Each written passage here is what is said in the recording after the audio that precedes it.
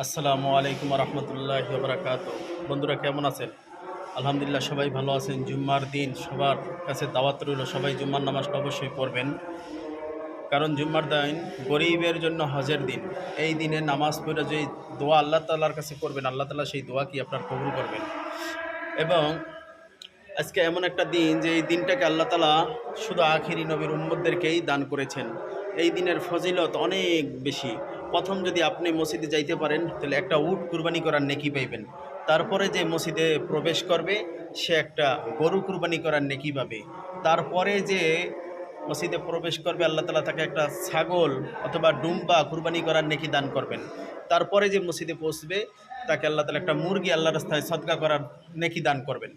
তারপরে যে মসজিদে পৌঁছবে আল্লাহ তাআলা তাকে একটা ডিম আল্লাহর রাস্তায় সদকা করার নেকি দান করবেন। এজন্য ভাই আজকে যতই কাজ থাকুক না কেন কাজকে ফারেক করে আমরা মসজিদে চলে যাব ইনশাআল্লাহ। আল্লাহ তাআলা আমাদেরকে তৌফিক দান করুক। ওমা আলাইনা ইল্লাল বালাগ।